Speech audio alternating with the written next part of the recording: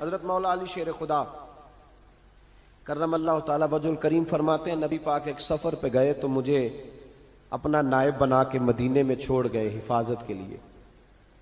میری باتوں کی سمجھ تو آ رہی ہے نا آپ حضرات کو؟ حضور مجھے چھوڑ گئے. کہتے ہیں میرے پاس مال غنیمت کے تھوڑے سے پیسے تھے. میں سونے کا ایک ہار لایا, ایک لاکٹ لایا اور سیدہ فاطمہ کو تحفہ دیا. پہلی دفعہ سونے کا ہار انہوں نے پہن لیا. نبی پاک علیہ السلام کا طریقہ مبارکہ یہ تھا کہ حضور جب سفر پہ جاتے تھے تو سب سے آخر میں سیدہ فاطمہ کے گھر جاتے, اور جب واپس آتے تو سب سے پہلے آتے, سب سے پہلے.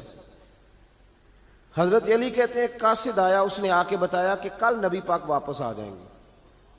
سیدہ فاطمہ بڑے دنوں سے انتظار کر رہی تھی کہ حضور آئے نہیں, اتنے دن ہو گئے. جب جا کے بتایا نا کہ کل حضور آئیں گے تو کہتے ہیں سیدہ نے صبح سے صفائیاں شروع کر دی. کھانا پکایا اپنے محبوب کے لیے, حضور کے لیے بہترین کھانا بنایا اور بہت ساری تیاری کی. کہتے ہیں حضور آئے حسب روایت حسب عادت, وہی مبارک عادت جو محبوب کی ہمیشہ سے تھی. نبی پاک آئے, پہلا قدم سیدہ فاطمہ کے گھر میں رکھا, السلام علیکم کہا, اور سیدہ نے وعلیکم کہا تو حضور نے ان کا چہرہ دیکھا تو واپس چلے گئے. حضرت فاطمہ رونے لگ گئی. مولا علی شیر خدا کہتے ہیں میں گھر آیا تو بی بی صاحبہ زاروں قطار رو رہی. فاطمہ کیا ہوا؟ کالی پتہ نہیں, حضور سلام لیا واپس چلے گئے, ایسا کبھی ہوا ہی نہیں, پتہ تو کریں. شیر خدا کہتے ہیں میں مسجد میں گیا تو نبی پاک بھی ایک کونے میں بیٹھ کے رو رہے تھے. میں نے کہا یا رسول اللہ آپ یہاں رو رہے ہیں, فاطمہ وہاں رو رہی ہے, بات کیا ہے؟ تو نبی کریم علیہ السلام نے فرمایا وہ میری بیٹی ہو کے سونا پہنتی ہے. اگر فاطمہ بھی سونے سے پیار کرے گی تو امت کی غریب بیٹیاں کدھر جائیں گی؟ وہ بھی سونا پہننے لگ گئی ہے. وہ بھی اگر یہ کام کرے گی تو غریبوں کی بچیاں کس کے طریقے پہ چلیں گی؟ وہ بھی سونا پہنتی ہے. حضرت علی کہتے ہیں میں نے کہا یا رسول اللہ انہوں نے نہیں پہنا, وہ تو میں نے لا کے دیا ہے, انہوں نے خواہش نہیں کی. تو محبوب نے فرمایا اسے جا کے بتاؤ. حضرت فاطمہ الزہرا رضی اللہ تعالی عنہا کو جا کر کے بتایا گیا کہ محبوب پاک تو اس بات سے آپ سے ناراض ہے. حضرت فاطمہ نے اسی وقت سونا اتارا, کہا علی جو مدینے میں سب سے غریب گھر ہے اسے دے آ جا کے.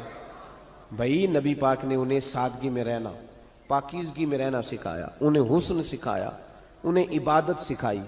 نبی پاک علیہ السلام, یہ تو ساری دنیا بیان کرتی ہے کہ امام حسین نبی پاک کے کندھے پہ بیٹھ جاتے تھے سجدے کے عالم میں تو 72 تسبیحیں حضور پڑھتے تھے. پتہ ہے حضور سکھاتے کیا تھے؟ نبی پاک امام حسین کو سجدہ کرنا سکھا رہے تھے. حضور سجدہ کرنا سکھا رہے تھے, سجدہ کرنا. پورے کربلا کے واقعے میں کسی جگہ بھی امام حسن اور امام حسین نے کسی ایک مقام پہ بھی یزیدیوں سے کوئی مطالبہ نہیں کیا, کوئی بات نہیں منوائی, کہا جو تمہاری مرضی. ایک بات صرف کی, ایک گزارش, توجہ ہے میری بات پر, ایک بات صرف کی, ایک مطالبہ رکھا.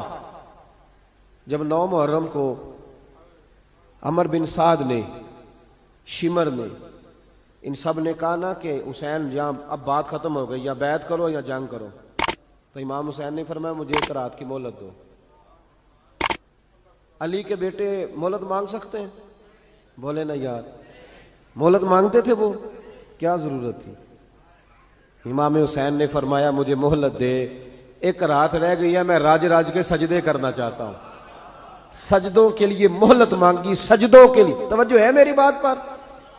محفلیں لمبی, نمازیں چھوٹی. 24 گھنٹے آپ کسی کو بٹھا لیں باہر, وہ بیٹھا رہے گا, گپے لگائیں. نماز کا ٹائم ہوگا تو پتہ نہیں کیا ہو جاتا ہے, لوگوں دوڑ گئے, او ہو نماز پڑھنی پڑ جائے گی. ایسے لگتا ہے جیسے کوئی بہت مشکل مرحلہ آن پڑا. بھائی کربلا والوں کا تو پیغام ہی نماز ہے, ان کا تو طریقہ ہی نماز ہے. امام حسین نے کہا 1 رات کی مہلت, فقط اس لیے کہ میں کھل کے نمازیں پڑھ لوں. ساری رات بڑی باتیں تھی نا, بڑی باتیں. سیدہ زینب سے دکھ سکھ کر سکتے تھے ساری رات, امام زین العابدین کو بڑی باتیں بتا سکتے تھے, بڑا کچھ ہو سکتا تھا. لیکن امام زین العابدین کہتے ہیں ساری رات حسین ابن علی نے سر سجدے سے نہیں اٹھایا. چل تو اس طرح کر, امام حسین تو ساری زندگی ساری رات پڑھتے رہے نا, تو چل 1 رات کی عبادت کر ان کے نام پر, 1 رات ساری جاگ. نہیں نا تسی ہاں کی تھی, 1 رات کہی ہے میں نے, بڑا مشکل ہے ہمارے لیے. آپ یقین کریں مسلح, اور پھر کسی نے ہمیں کان میں بتا دیا کہ تسی نسبت آ لے ہو, تسی بخشے ہو. اے کوئی پکی گل دس گیا ساری, اس میں کوئی شک نہیں کہ نسبت سے بخشے جائیں گے. لیکن امام حسین ڈائریکٹ نواسے ہیں نبی پاک کے. اگر وہ نسبت کے باوجود بھی ساری ساری رات نماز پڑھتے ہیں, تو کس قسم کا نسبت والا ہے کہ 10 محرم کو بھی تیری ساری قضا ہو جاتی ہے, ساری قضا چھٹی, ہم نسبت والے ہیں. بس نسبت کا یہ معیار ہوتا ہے. نسبت کا معیار یہ ہوتا ہے کہ جو محبوب نے کیا وہ ہم نے کر کے چھوڑنا ہے, وہ کام کرنا ہے. اور پھر اہل بیت نبوت کا اسوہ حسنہ پردہ ہے. پردہ بڑی گمراہی آ گئی ہے امت میں. اب جو بچی ایم اے ایم بی اے کر لیتی ہے, وہ سب سے پہلے یہ مطالبہ کرتی ہے کہ ہمارے حقوق برابر کے. اسلام نے عورت کو برابر کے حقوق نہیں دیے, عزت والے حقوق دیے. کون سے حقوق دیے بولیے؟ میں ایک یونیورسٹی میں تھا تو ایک بچی نے پیغام دیا, کہنے لگی جی, بچیاں بھی تھی پردے میں بیٹھی ہوئی, لیکچر یونیورسٹی میں ہو رہا تھا, تو اس نے کہا جی عورت کا تو گھر ہی کوئی نہیں ہوتا, عورت کا تو گھر ہی کوئی نہیں, تو ہم کدھر جائیں؟ میں نے کہا چلیں ادیبانہ انداز میں یہ بات درست ہے, لیکن حکیمانہ انداز میں درست نہیں. عورت کی تو اللہ تعالیٰ نے ذمہ داری بڑی شاندار رکھی ہے. جب تک باپ جوان ہوتا ہے نا, توجہ ہے میری بات پر, جب تک باپ جوان ہوتا ہے تو بیٹی اس کے گھر رہتی ہے, اور جب بچی جوان ہوتی ہے, ابا تھوڑا بوڑھے ہونے لگتا ہے نا, تو اللہ تعالیٰ خامند کی ڈیوٹی لگا دیتا ہے عورت پر. اور جب خامند تھوڑا بوڑھا ہونے لگ جاتا ہے تو بچے جوان ہو جاتے ہیں.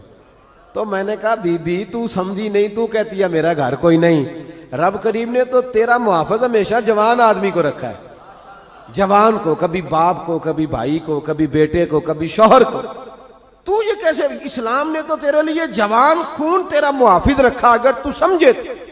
حضرت فاطمہ نے ساری زندگی پردے میں گزاری, ان کا ننگا سر کبھی سورج نے بھی نہیں دیکھا.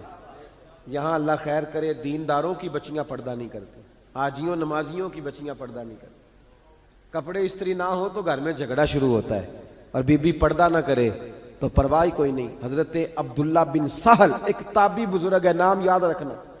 عبداللہ بن سہل کہتے ہیں سیدہ زینب جب کربلا سے واپس آئیں تو وہ میری پڑوسن تھیں. 15 سال کہتے ہیں میں ان کا پڑوسی رہا ہوں, 15 سال. 15, امام شورانی نے اس کو لکھا ہے, 15 سال میں حضرت زینب کا پڑوسی رہا. کبھی ہوتا ہے نا کہ بی بی برقع پہن کے باہر نکل آتی ہے, بازار جانا ہے, دوائی لینی ہے, کوئی کام ہے. کہتے ہیں 15 سال میں پڑوسی رہا, پر میں نے پردوں میں چھپی ہوئی زینب بھی کبھی نہیں دیکھی. کہتے ہیں نا برقعے میں بندہ بی بی دیکھ لیتا, میں نے پردے میں چھپی ہوئی بھی بی بی کبھی نہیں دیکھی.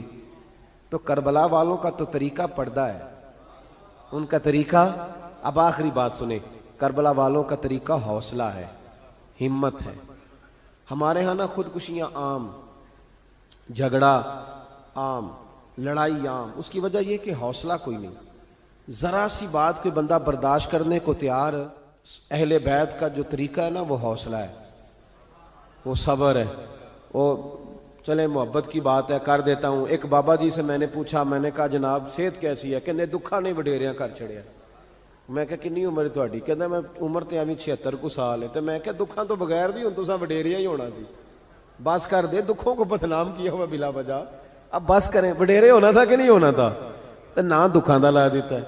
ہجوم غم میں بھی توہین نے ضبط غم نہ ہوئی, ہم تو اس احتیاط سے روئے کہ آنکھ نم نہ ہوئی. اللہ والے تو مطلب شکوہ کرنا ہر وقت شکوہ, حوصلہ ہی کوئی نہیں, سکون ہی کوئی نہیں, پریشانی بڑی ہے جی, آزمائش بڑی ہے. کبھی آپ نے کہیں سنا ہے کہ واقعہ کربلا کے بعد حضرت زینب معاذ اللہ نفسیاتی مریض ہو گئی تھی؟ امام زین العابدین, سیدہ سکینہ, حضرت صغرا, وہ حوصلے میں رہے, متوانا رہے.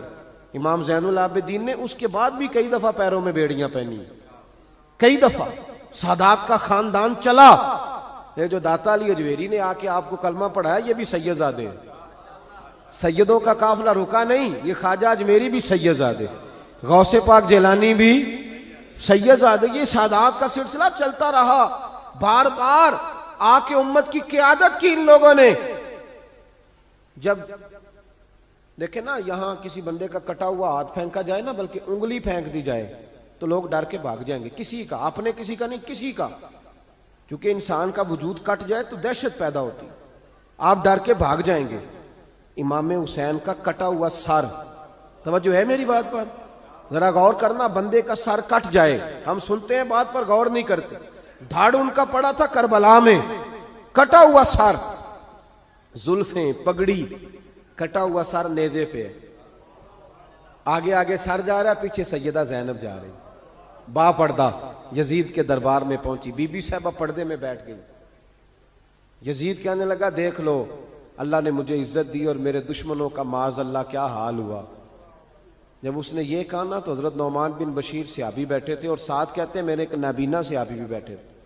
حضرت نعمان بن بشیر کہتے ہیں کہ جب اس نے یہ کہا نا کہ اللہ نے مجھے عزت دی اور نقل کفر کفر نہ باشد، میرے دشمنوں کا یہ حال ہوا، تو کہتے ہیں سیدہ زینب وہاں سے اٹھ کے کھڑی ہو گئی، با پردہ سیدہ زینب کھڑی ہوئی، اور فرماتے ہیں اس طرح نہیں کھڑی ہوئی کہ بیویاں روتی ہیں تو کہتی ہیں ہائے یہ ہو، اس طرح نہیں، حوصلہ، ہمت، اور جس طرح کوئی سیاںا خطیب خطبہ پڑھتا ہے اس طرح سیدہ نے خطبہ پڑھا، پہلے اللہ کی حمد کی، پھر نبی پاک پہ درود پڑھا، اور پھر قرآن پاک کی آیت پڑھی وَتُعِزُّ مَن تَشَاءُ وَتُذِلُّ مَن تَشَاءُ، یہ آیت پڑھی۔ کہتے سیدہ کی آواز میں وہ روب تھا، وہ گرج تھی، وہ وقار تھا، وہ اطمینان تھا کہ وہ نابینا صحابی میرا گھٹنا ہلا کے کہنے لگے نعمان علی آ گئے ہیں دربار میں، علی آ گئے ہیں، جبریل امی بول رہے ہوں جیسے، حکمت کے گوہر رول رہے ہوں جیسے، دربار دمشق میں بی بی زینب کا خطاب منبر پہ علی بول رہے ہوں جیسے۔ کہا یہ تو حضرت علی کی آواز، علی آ گئے کیا، علی آ گئے۔ سیدہ زینب فرمانے لگی یزید تیری حکومت ہے تو کہتا ہے کہ اللہ نے تجھے عزت دی، ذرا وقت بدلنے دے، ذکر تیرا بھی ہوگا پر تجھ پر لوگ لعنت برسائیں گے، اور جب میرے حسین کا ذکر ہوگا تو خطیب جمعے کے خطبے میں ذکر کیا کریں گے، خطبوں میں میرے نام۔ بھائی حوصلہ پیدا کرے زندگی میں، ہمارے اندر حوصلہ نہیں رہا، حوصلہ نہیں، توانائی نہیں، ذرا ذرا سی بات پہ ہم بگڑتے ہیں، ناراض ہوتے ہیں، اپنی طبیعتوں کو اکٹھا کریں۔ پہلا سبق یہ عرض کیا ہے کہ اہل بیت سے پیار کریں، بحث چھوڑ دیں، صحابہ سے پیار کریں اور بحث، نبی پاک کا میلاد منائیں اور بحث کرنی چھوڑ دیں۔ اور دوسری بات یہ کہ اہل بیت کا طریقہ فقر و فاقہ ہے، ان کا طریقہ سخاوت ہے، ان کا طریقہ پردہ ہے، ان کا طریقہ عبادت ہے، ان کا طریقہ حوصلہ ہے، حوصلہ مند زندگی۔